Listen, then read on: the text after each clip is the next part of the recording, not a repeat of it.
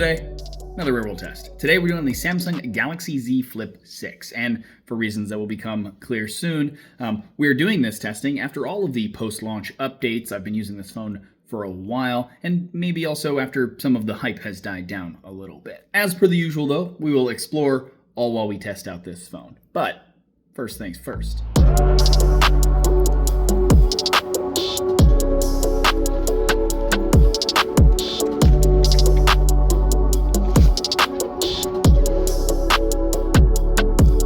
Coffee.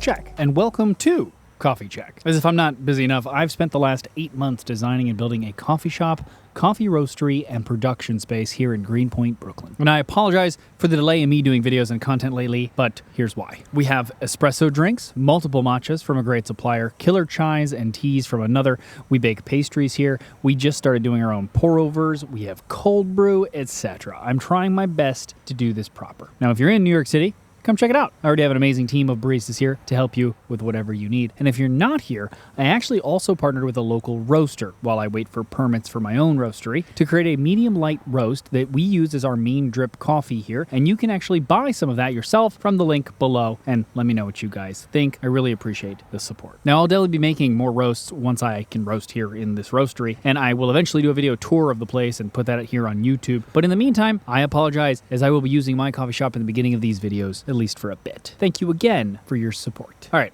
let's talk about the design of the Z Flip 6. Now, at first glance, you might have a hard time telling the difference between the Flip 6 and the Flip 5, but there are some subtle differences that I think give the Flip 6 a different vibe. But for the same, we have the same overall shape, weight, and general size. Even though the Flip 6 is technically 2 millimeters thinner, you'd be hard-pressed to tell. The outside display is also similar with a 3.4-inch AMOLED 60Hz display and a 6.7-inch FHD AMOLED inner display that can go from 1 to 120 Hz for its refresh rate like before, but now has a 2600 nit peak brightness versus the 1750 of last year, and brighter is always welcome. I will say that the other major flippy phone here in the US, the latest Razr Plus, does have a bit larger of an outer display at 4 inches with a 165 Hz refresh rate and a 2400 nit display. I'm not sure if you need that fast of a refresh rate on what is essentially a secondary display, but still, just good to know the differences in the options. Another difference is that we now have an IP48 rating, so we have the same water resistance as last year and the Razr Plus, but with some dust resistance, albeit only particles larger than 1 millimeter, so sand on the beach probably isn't included in that,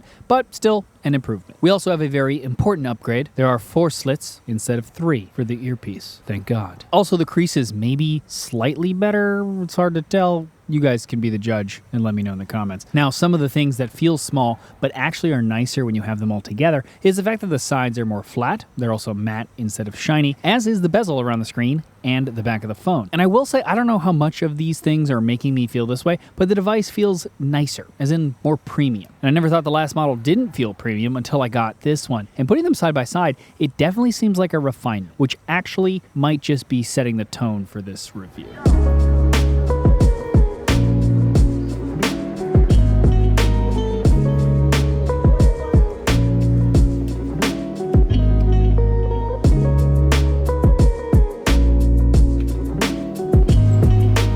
In honor of this phone's Korean heritage, we're hanging out in the neighborhood near the coffee shop, seeking out some examples of great Korean spots here. And first up is Kimchi Market. This tiny, very cute little grocery store looks like something you'd find on a main street in a small town instead of here in New York City. But instead of eggs and Wonder Bread, you find Korean snacks, gochujang, and of course, kimchi. In addition to Korean groceries, though, they also have a pretty handy takeout menu with Korean rice cakes, dumplings, scallion and veggie pancakes, and even banchan. Now, what I would recommend is getting something like that, grabbing it, and taking a walk a few blocks west to Transmitter Park to sit and eat with a view of Manhattan there. And while we're looking at this view, let's talk about the cameras. Now, on paper, it looks like you have the same 12-megapixel ultrawide as last year, but we actually have a newer sensor that seems to be better at low light, which is welcomed for sure. We also now have a new main camera that is a 50-megapixel sensor instead of the 12-megapixel one from last year that bins the pixels by default to get larger pixels to capture more light, and a 12.5-megapixel image when done. The sensor is a bit larger as well, though, and not just higher in resolution, so we end up with larger bin pixels even at that 12.5-megapixel size after binning.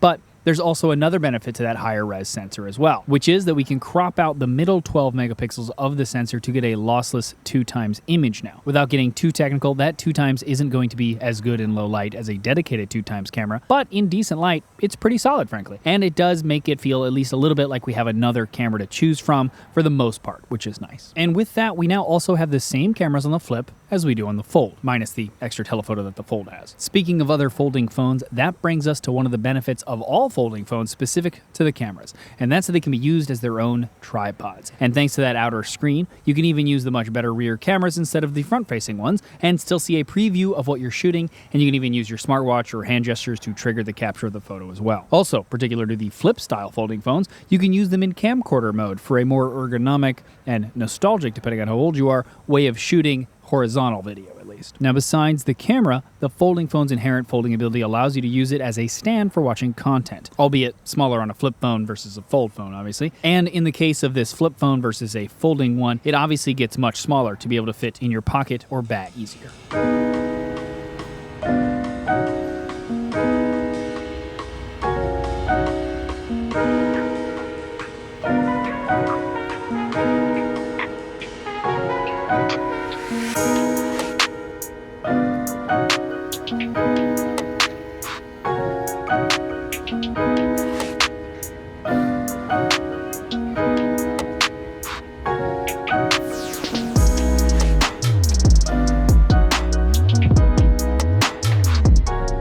Next Korean spot in Greenpoint we're headed to today is another takeout spot, but this time it's a Korean fried chicken spot called Sweetie's K-Chicken. Now, started by a mother and daughter-in-law duo, this place opened in 2023 with a focus on Korean street food. They serve their fried chicken in a variety of forms, including poppers, tenders, and wings, and as expected with various sauces. But they also have rice bowls and Korean corn dogs. Now, the move here, though, I'd say, is to go with the poppers with whatever spice level that you want for those, and then you can use the squeeze bottles they have with a variety of sauces to choose your own adventure dip-wise. So good. Okay, let's talk about the cover display and what it can do and what it can't do. So, by default, you have a certain number of widgets, basically, that sort of mimic a smartwatch display. Weather, calendar, voice notes, fitness, calculator, etc. And then there are a few select apps. All of this, though, you can customize, move around, etc. If you want to do a bit more with the outer display, you can download Good Lock, an app from the Samsung store that Samsung actually makes, but is a separate division inside of Samsung. And you can enable a setting in there to use any apps you want on the external display, and then choose which to add in there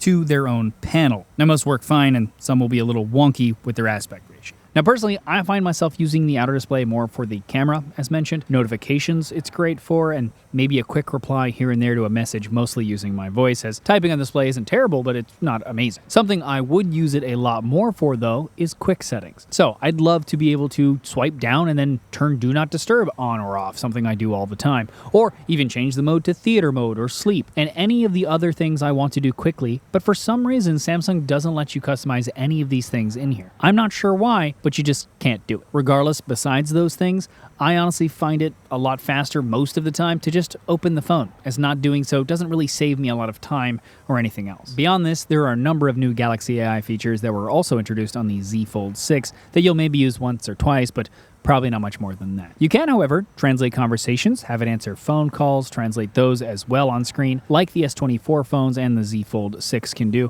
which are useful when those situations come up. We also have Circle to Search, which most people are familiar with at this point, I think. It's probably one of the features that I actually use more than any of the others, frankly. But it's not exclusive to Samsung, and it is also on Google Pixel phones, and will also most likely just become part of Android at some point soon as well. For battery, here's my usage for today. Please keep in mind that today was a real-world test day and not a normal day, so I used my camera way more than you ever would. So, here is another day that was not a real-world test day, so you have something else to compare it to. The battery is now a 4,000 milliamp battery compared to the 3,700 milliamp of last year, and that plus the new chipset, the vapor chamber for cooling they have in here, all of that is probably responsible for the better battery life compared to the Flip 5. Now, the battery life is not amazing, I would say. I don't think I found any of these Flip-style phones that has a great battery, but it's definitely an improvement. Overall, the phone, just like the Fold 6, doesn't have any crazy updates, but instead but it feels like a more premium, more refined version of the last model with some smaller but meaningful upgrades. Now the phone though is also now $100 more expensive than it was last year, which seems a bit unwarranted. But even at that price, especially with a ton of trade-in and discounts available, it might not be too bad of a jump. I'll leave a link below though, as always the best price I can find on the phone if you're interested. There you go. Let me know in the comments if you guys think the phone is worth the extra $100. Always appreciate hearing from you guys. And if you're not subscribed, please do so and ding the bell so you get notified when I do new videos. Also, check out my first coffee at the link below if you're interested in that.